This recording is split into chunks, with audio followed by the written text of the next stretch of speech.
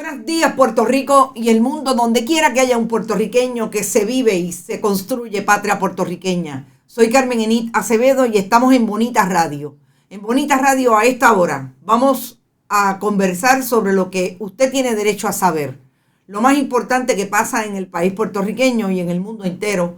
Y parece que vamos a hablar mucho de COVID. 510 personas hospitalizadas, preocupado el Departamento de Salud, pero siguen en el baile la botella y la baraja.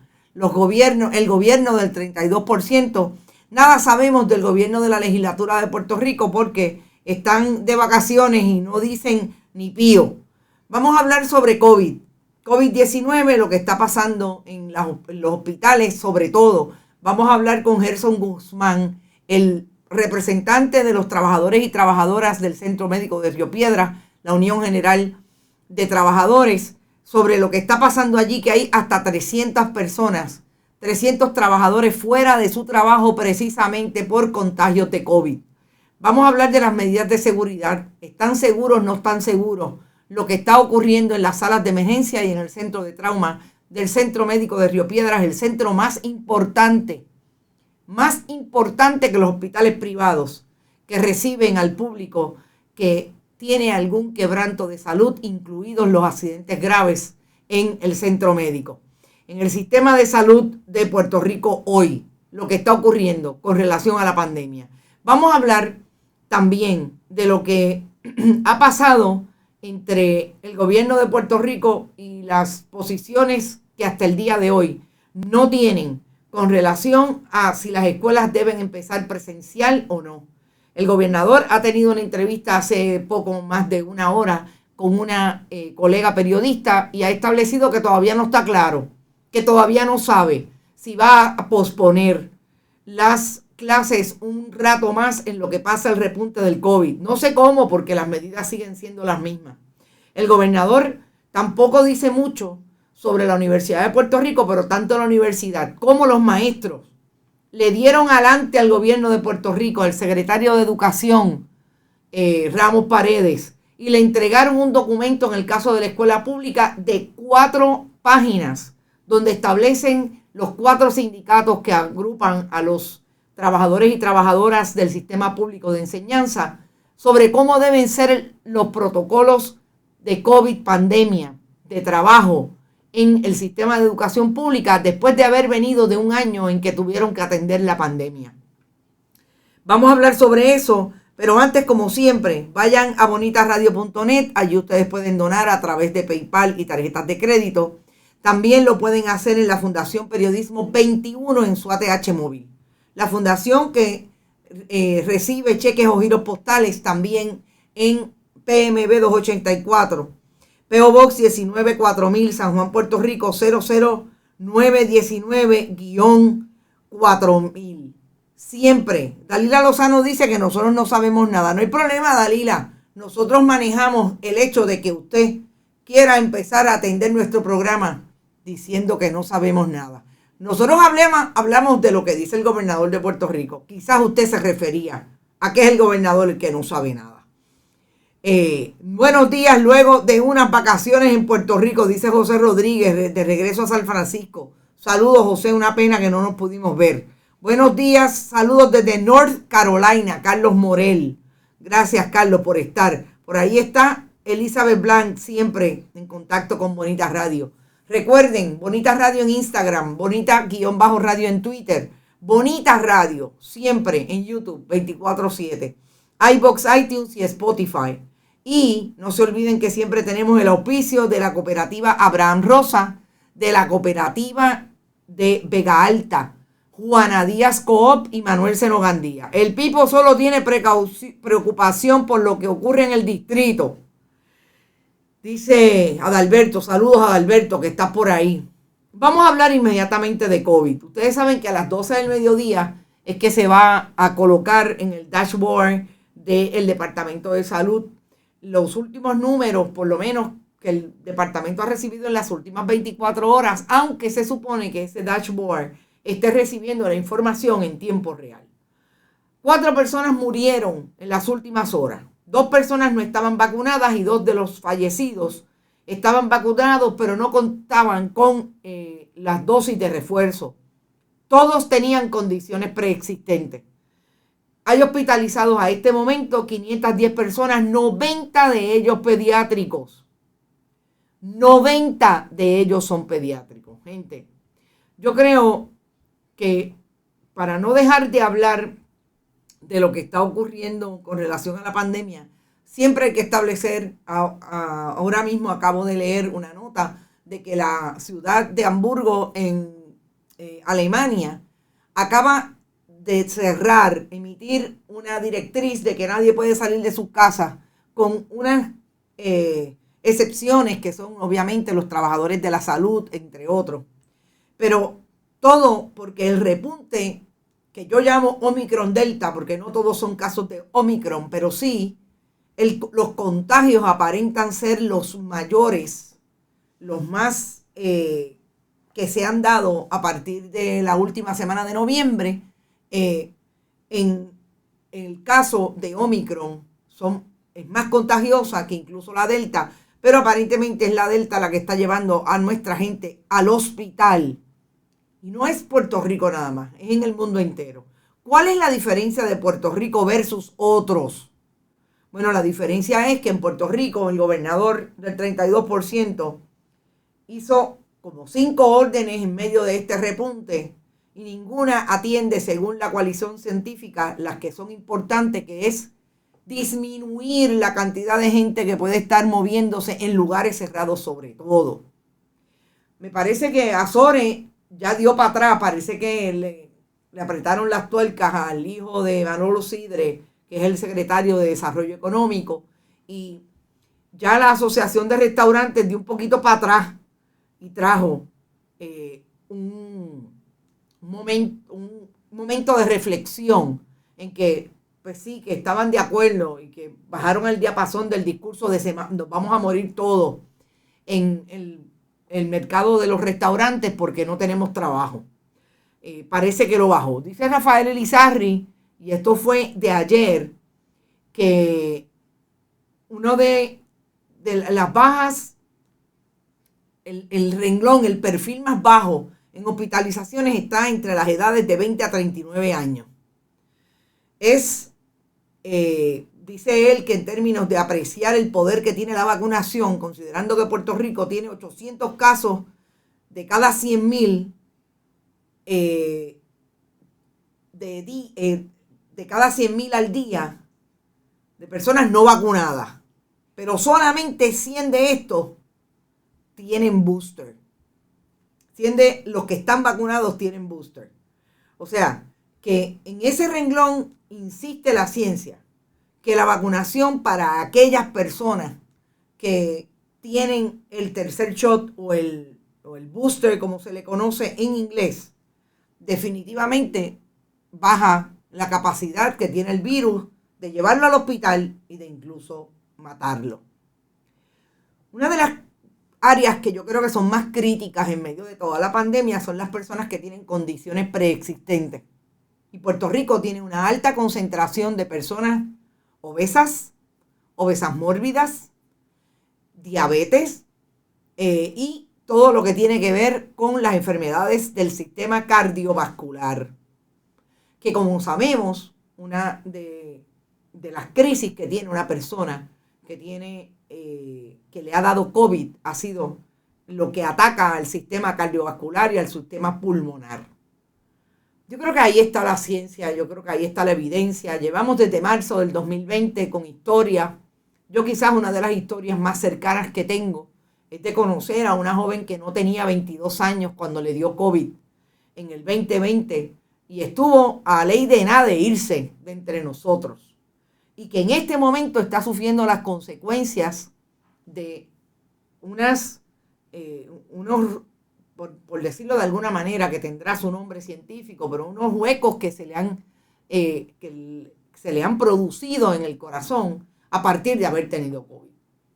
Yo creo que tenemos que seguir insistiendo, y por lo menos desde este medio de comunicación hemos querido seguir insistiendo en que la posibilidad es que nos mantengamos bastante protegidos de esas actividades multitudinarias, no hacerlas. Que si vamos a compartir, esté todo el mundo vacunado y hasta con el booster. Y lo más importante, insistir en que si la ciencia ha determinado que la vacunación es parte de esa posibilidad de seguir tratando el virus para que no nos dé, y si nos da, nos dé con muchos menos síntomas y muchas menos consecuencias para la posteridad, vacúnense. Buenos días desde el área este, dice Nilda Cruz, mascarillas y distancia, totalmente, distanciamiento físico y la mascarilla.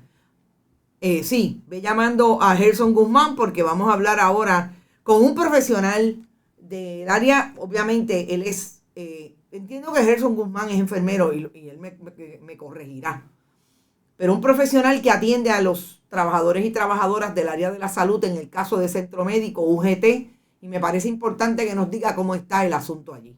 A mí me alarman los casos pediátricos, ya casi 100 a nivel de hospitalizaciones. Falta mayor discusión sobre eso, es una tendencia que no había visto en las cepas anteriores. Tienes totalmente razón, realmente en las variantes anteriores no se había visto. Y una de las áreas que me parecen interesantes y que podríamos discutir con un científico, voy a intentar conseguir a alguien, es el asunto de que esta variante es altamente contagiosa y que obviamente si el contagio está a tutiplén, los niños y las niñas que no tienen necesariamente la vacuna, pues olvídese, va a ser todavía más crítico que se expongan al virus. Tenemos a Gerson Guzmán en el teléfono y quiero hablar con él sobre lo que está pasando en el centro médico. Son 300 personas, trabajadores y trabajadoras del sistema público, pero en este caso centro médico, que están ausentes por razón del COVID-19. Buenos días a Gerson y bienvenido a Bonita Radio.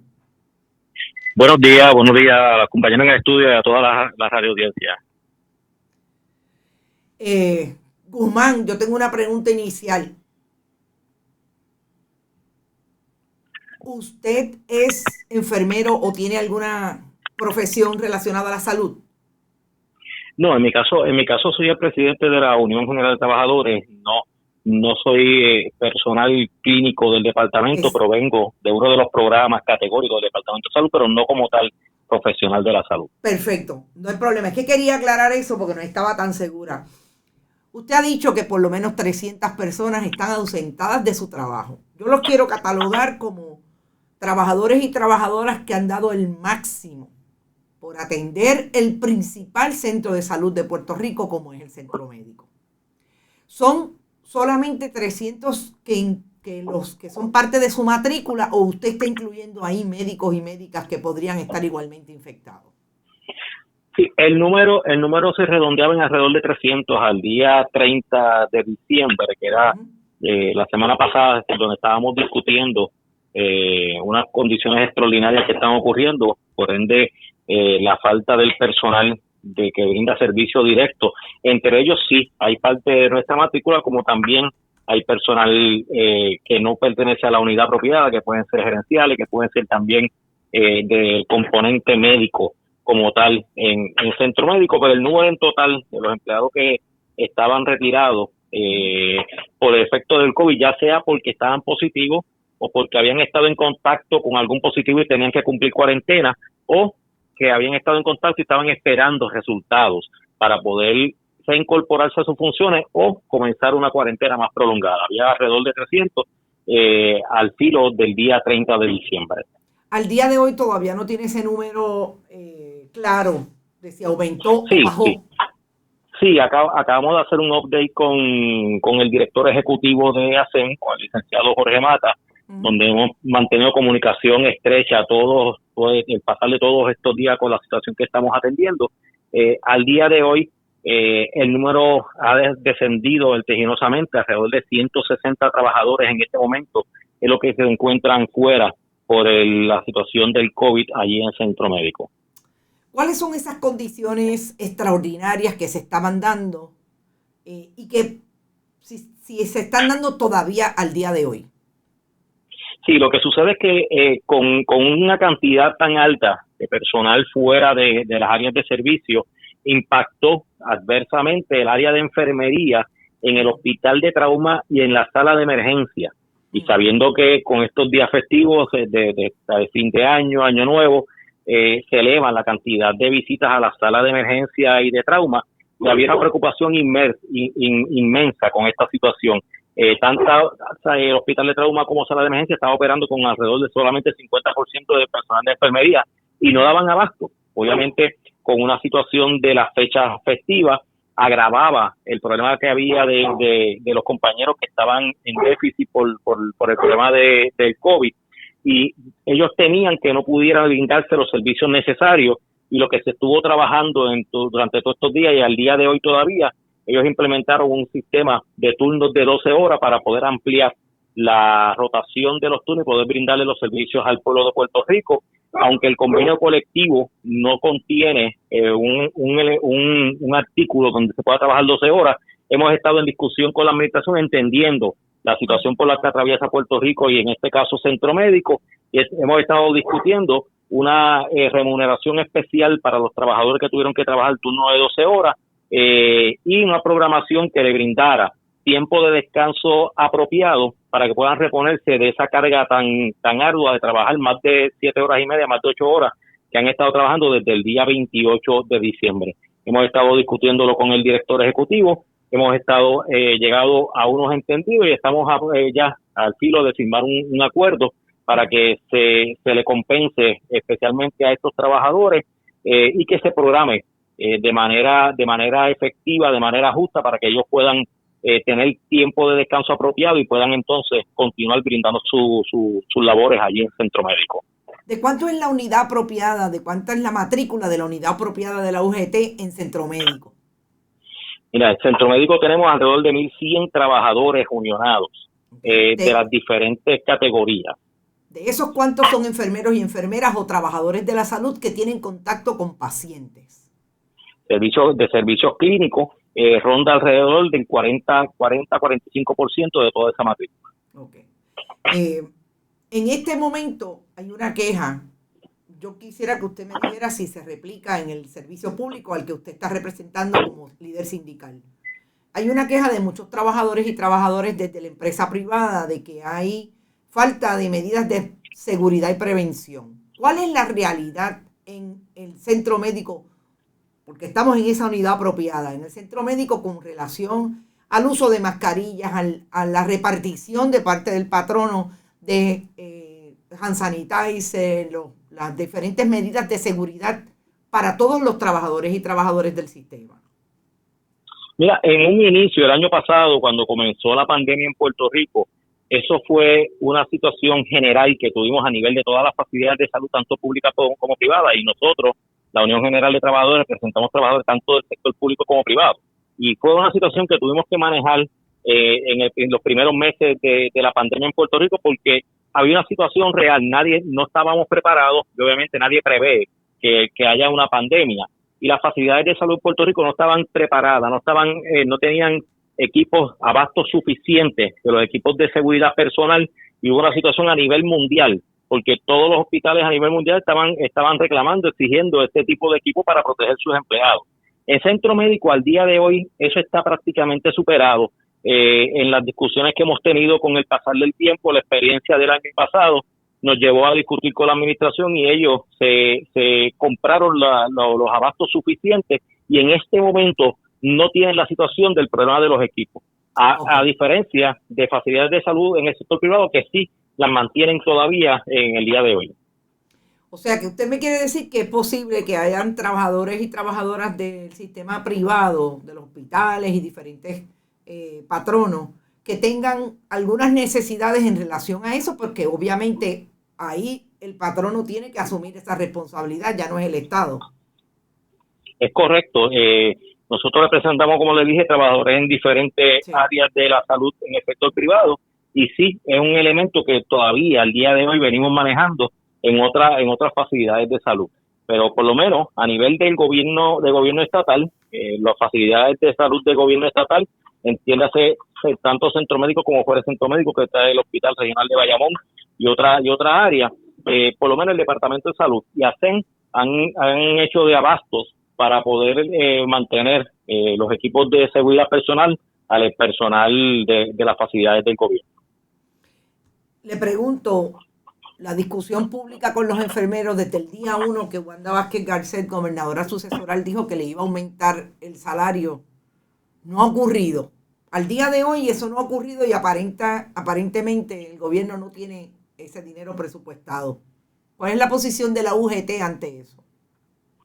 Mira, hay una ley para incrementar los salarios básicos del personal de enfermería, tanto del sector público como privado, que entró en vigor hace unos años y se suponía que todas las facilidades de servicios de salud, hospitales, fueran incrementando de manera escalonada los salarios básicos de personal de enfermería de las diferentes categorías, pero no ha sido así en ninguna parte. Nosotros hemos tenido conversaciones en el Departamento de Salud y en otras áreas donde nos disponemos a discutir la manera en que esto se puede implementar para que se le haga justicia al personal de la salud, en este caso al personal de enfermería, que es de vital importancia en todas las facilidades de salud de Puerto Rico. Hay una ley y más allá de la ley es justo que se revise los salarios del personal de la salud, del personal de enfermería, porque data desde más de alrededor de 10 años que no reciben ni un aumento de salario, ni un incremento en el salario básico de las categorías de personal de enfermería. Y como hemos visto desde el pasado año con la pandemia, cuál es la importancia de este personal y más allá de eso. Estamos perdiendo el personal de servicio directo de salud en Puerto Rico. Tenemos una fuga que se va incrementando todos los años de nuestro personal de servicio directo de salud, donde se están yendo a facilidades de los Estados Unidos porque les están dando mejor paga. Pues en Puerto Rico, si queremos ser competitivos, si queremos mantener en Puerto Rico el personal que está estudiando y se está graduando de la salud, tenemos que movernos en esa dirección para poder tener competencia, poder tener salario justo, apropiado para el personal de la salud y que se queden en Puerto Rico y no tengamos el problema que existe al día de hoy, donde hay déficit de personal de salud, mayormente de personal clínico, prácticamente en todas las facilidades de salud, en todos los hospitales de Puerto Rico, ya sean públicos o sean privados. ¿Usted tiene alguna estadística de, por lo menos la matrícula de ustedes a nivel de centro médico? ¿Cómo está el personal manejando el asunto de la vacunación? ¿Se están vacunando aquellos que no querían vacunarse por diferentes razones o no podían? ¿Están completadas esas vacunas o todavía hay personal que resiste el asunto de la vacunación? No, al día de hoy, allá en centro médico, quedaban alrededor de 100 trabajadores que no se habían vacunado y para nosotros pues puede ser una cantidad mínima, pero claro, aún así nosotros hemos hecho el llamado, hemos estado de acuerdo con la dinámica que ha establecido el gobierno y los patronos del sector público y privado para que todo el personal de la salud esté debidamente vacunado. En centro médico nos quedan alrededor todavía de algunos 100 trabajadores y estamos llevando el ejercicio a cabo de tener contacto con ellos para una vez más hacerle el acercamiento y solicitarle y ayudarlos para que puedan vacunarse, aclarar todas las dudas que puedan tener, más allá de los comentarios de pasillo, de las historias que hemos visto en la prensa en diferentes lugares. La realidad está comprobado con las estadísticas y los números que han surgido, que la vacunación ha sido efectiva y ha sido la herramienta más importante que hemos tenido para que, aún habiendo el repunte dramático que había en Puerto Rico, las hospitalizaciones se hayan mantenido en un número bajo, aunque hayan también incrementado, pero las muertes hayan sido controladas, y eso es el efecto, y nosotros así lo decimos clara y abiertamente, ese es el efecto de la vacunación en Puerto Rico y la importancia de que todo el mundo esté vacunado. Yo quiero terminar con dos temas que son importantes, uno que es secuela del que hablábamos antes, en términos de cuál es el salario básico, cuál es la preparación, ese salario base de un enfermero. Vamos a hablar primero del que tiene bachillerato y más tarde del práctico en Puerto Rico. Mira, el salario básico del enfermero práctico ronda los $2,000, $2,100. Okay. Enfermero práctico. El enfermero de bachillerato, salario básico sin experiencia, ronda los $2,600. Obviamente, eso quizá años atrás era un número que era considerable, al día de hoy, con el costo de vida que hay en Puerto Rico, por los gastos extraordinarios, los aumentos en las utilidades, como vemos en el agua, en la luz, los peajes, todos los años vertiginosamente, eso no da para vivir una familia promedio en Puerto Rico. El cansancio. ¿Cómo están atacando ustedes el cansancio del personal, sobre todo de los enfermeros y enfermeras, en medio de esta pandemia? Ha sido puesta arriba, porque con la falta de personal que hay, en la necesidad del servicio impide el que puedan darle tiempo suficiente, vacaciones, que era lo que mayormente cogían los empleados para poder reponerse, descansar, y más allá de eso, el efecto de la ley 26 en Puerto Rico, donde redujo la acumulación de los días de enfermedad y de los días de vacaciones, viene a agravar la situación del problema que tiene el personal de Puerto Rico, ahora en este caso el personal de la salud, que no tiene tiempo suficiente para descansar y mucho menos tiene tiempo acumulado para permanecer el tiempo que sea prudente y poder reponerse de la situación del agotamiento físico y emocional que ha tenido el efecto de la pandemia en las facilidades de Puerto Rico. ¿Siguen siendo más mujeres que hombres en el mundo de la enfermería? Correctamente. Está prácticamente a un 70% de personal de enfermería. Wow. Es femenino, así mismo es. Y mucho de este personal son madres solteras que tienen que dividir su tiempo entre brindarle la salud al pueblo de Puerto Rico, cumplir con sus responsabilidades y también cumplir con su hogar como madre y padre del mismo. Gerson Guzmán, muchas gracias por la información, nos puso al día las audiencias de Bonita Radio, son 160 hasta el día de hoy los que están ausentes de sus trabajos en centro médico por estar contagiados con COVID o haber tenido contacto. Muchas gracias y seguiremos en contacto. Claro que sí, estamos a las órdenes siempre, que tengan buen día y feliz año nuevo, que estamos todavía comenzando el año, yo sé que muchas cosas buenas deben venir. Así es, y feliz Día de Reyes.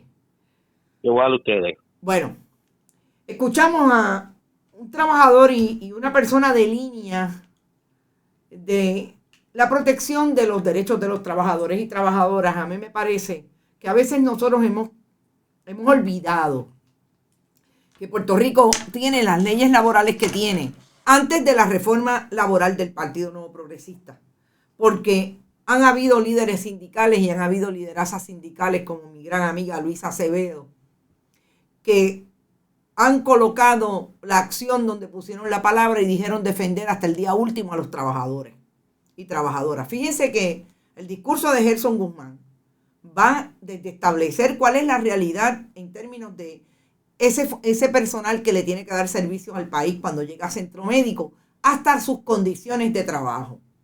Y yo creo que nosotros no podemos olvidar que ese funcionario o funcionaria que está ahí, enfermero o enfermera que está atendiéndolo a usted, a pesar de que sabe de que tiene una gran posibilidad de contagiarse con COVID en medio de su escenario de trabajo, está siendo sumamente responsable y está asumiendo la responsabilidad que le toca ser enfermero o enfermera de una institución pública o privada que atienda la salud del pueblo.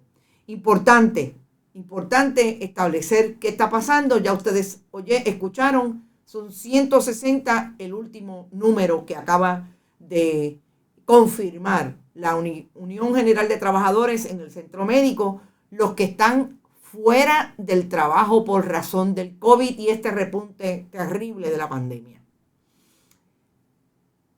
Hay en este momento, no puedo olvidar que siempre estoy, y a veces, disculpen si me olvido, pero nunca los olvido, los llevo presentes siempre en los análisis. Nuestra gente del centro de la isla se entera de lo que está pasando en Puerto Rico a través de Bonita Radio.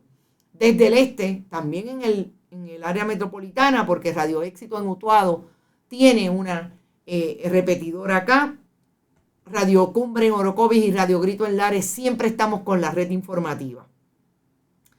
Vamos a seguir estableciendo lo importante que es hablar sobre el COVID en este momento. Ya dije que el gobernador no tiene ninguna posición todavía sobre lo que va a pasar en las escuelas públicas. La Universidad de Puerto Rico, sin embargo, sí tomó decisiones más allá del gobierno del 32% y le dice las clases en los 11 recintos de la universidad iniciarán a distancia, es decir, decidieron hacerla virtual. Hemos determinado que nuestra oferta académica durante el próximo mes de enero será a distancia mediante herramientas y métodos asistidos con tecnología en línea, dijo la presidenta Mayra Olavarría Cruz. Importante, estamos hablando de la Universidad de Puerto Rico. ¿Qué hicieron? Y esto me parece genial. ¿Qué hicieron los y las trabajadoras del sistema público de enseñanza? Bueno, hicieron una reunión ayer con el secretario del departamento, Eliezer Ramos Párez, y le dijeron al secretario, mire, estas son todas nuestras posturas relacionadas. Una de las posturas es que las clases empiecen el 31 de enero presencial o virtual, dependiendo de, o sea, en términos del presencial o virtual, el trabajo que hay que hacer hacia llevar a los muchachos y muchachas a la escuela. Presencial o virtual, en la semana del 10 al 14 de enero los maestros regresan a las escuelas. Para entonces, a partir del 31, ir manejando de acuerdo a las realidades con que se encuentren en los diferentes planteles. Proponemos que se inicien de forma virtual el 18 de enero, con los maestros desde su salón de clase, salvo excepciones por asuntos de salud. Sugerimos que los estudiantes inicien desde su hogar durante este tiempo el 28 de enero pero que volvamos a reevaluar la situación salubrista. La medida es necesaria para que el 50% de los maestros puedan completar su tercera dosis de refuerzo y para que los estudiantes de 5 a 12 años que no han completado las vacunas requeridas lo puedan hacer igualmente. El secretario dijo que hay 104.218 estudiantes de 5 a 11 años que se han vacunado. Eso representa un 50%. Por lo tanto, a la fecha del 31 de enero, la totalidad de los estudiantes deben tener completada su vacunación real. En ese momento, todo el mundo vuelve a mirar los protocolos, tienen establecido cómo serían esos protocolos, cómo empiezan a hablar maestros, administración, y empiezan a verificar las pruebas, cómo está todo el personal en términos de las pruebas, cómo están los diferentes personales de apoyo, las diferentes personas que dan apoyo en las escuelas, entre ellos la seguridad, etc.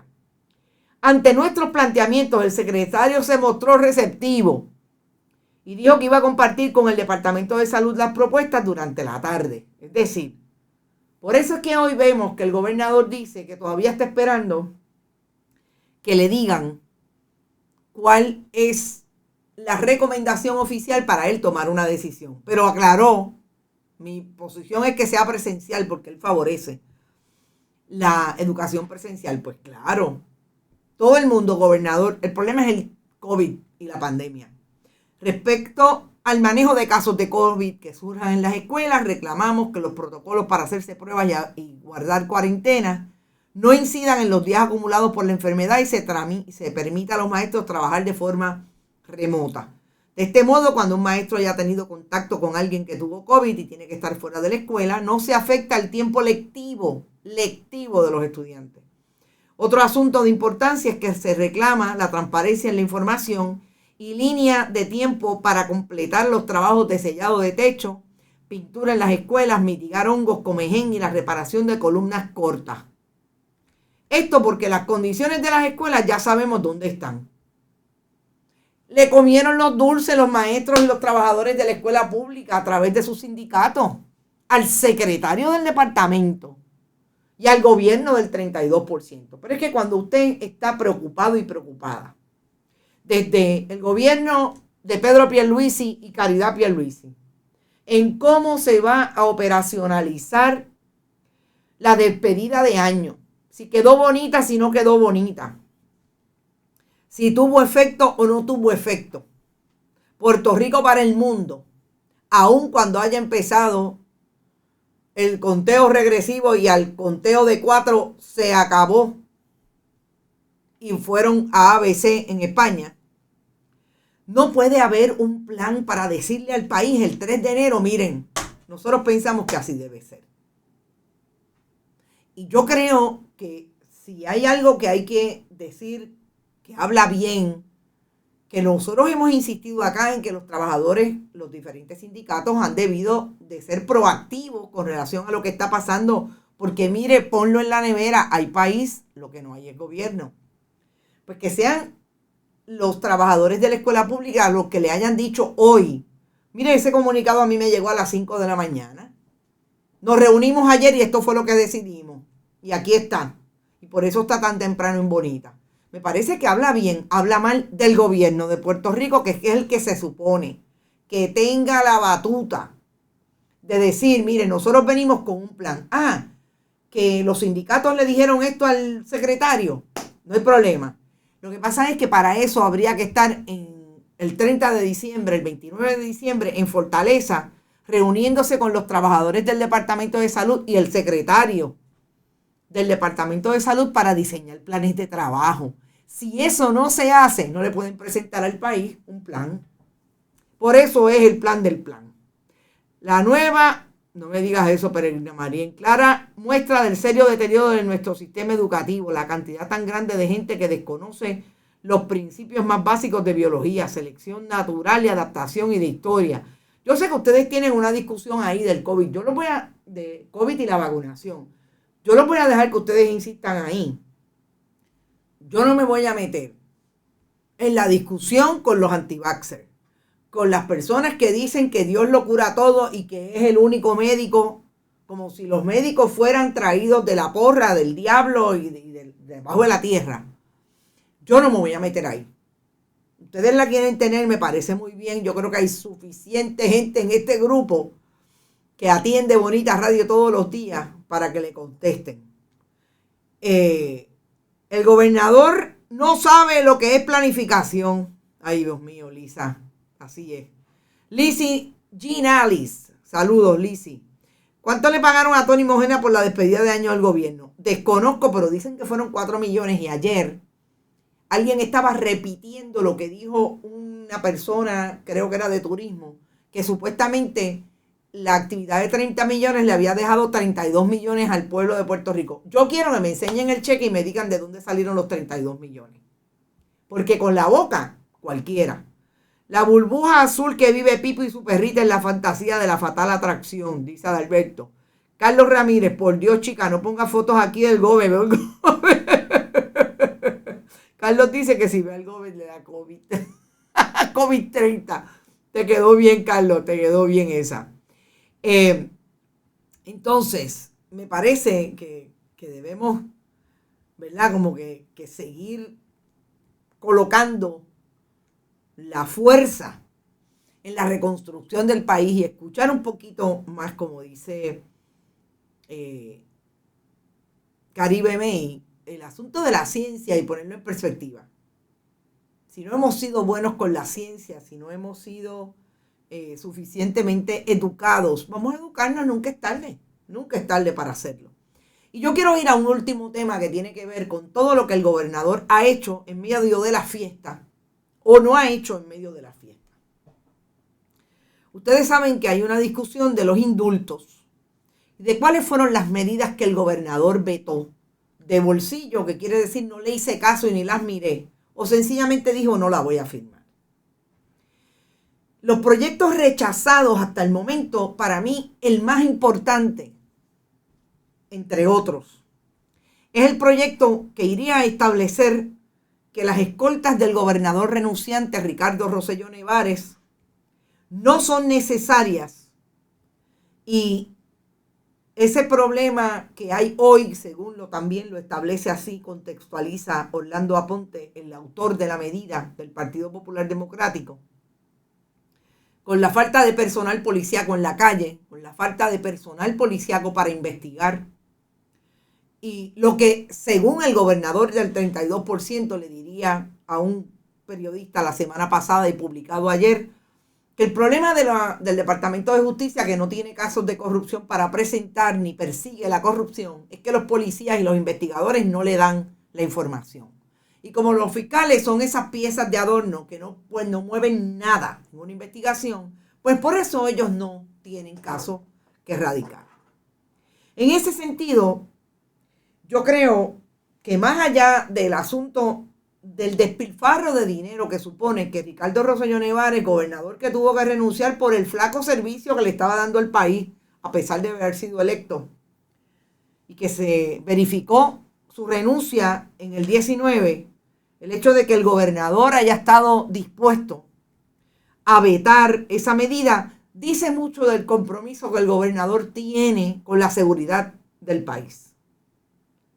Pero sobre todo, dice mucho de Alejandro García Padilla, de Luis Fortuño y de Pedro Rosselló González, que todavía tienen escoltas porque se apegaron a vivir de la chequera del pueblo, más allá de la gobernación en que participaron los tres, y sobre todo a una decisión del caucus del Tribunal Supremo del Partido Nuevo Progresista, que dijo, tanto así cuando fue Carlos Romero Barceló y Rafael Hernández Colón a llevar un caso sobre las escoltas, que las escoltas eran un derecho adquirido.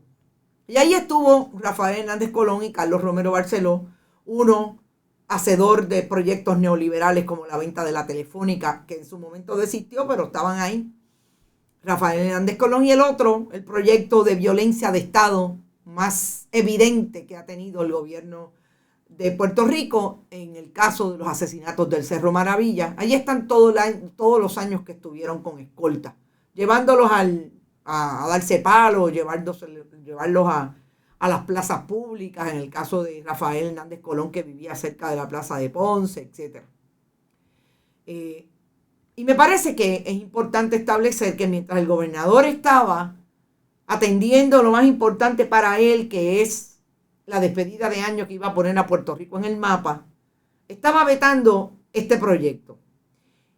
¿Cuál fue otro proyecto que vetó el gobernador? El proyecto de la Cámara 10, que creaba el Consejo Asesor de Seguridad Alimentaria para asesorar al gobernador en los temas de seguridad, aseguramiento de abasto de alimentos y protección y reactivación de terrenos agrícolas. Hasta el momento el gobernador ha firmado 80 proyectos que convirtió en ley y vetó 40 medidas en los pasados 12 meses. 12 de ellos antes de llegar diciembre y 18 entre diciembre y enero. Otro de los proyectos que el gobernador vetó, el proyecto del Senado 13-1, que iba a regular las profesiones de detectives privados y guardias de seguridad en Puerto Rico. Reducía de 1,000 a 200 horas las que tiene que cumplir un solicitante para ejercer como detective privado o guardia de seguridad.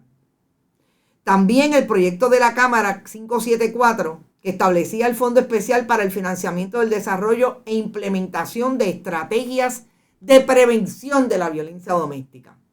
Por un lado, el gobernador dice que tiene como logo, PARE, el famoso proyecto de logo para implementar el estado de emergencia de la violencia de género, y por otro lado,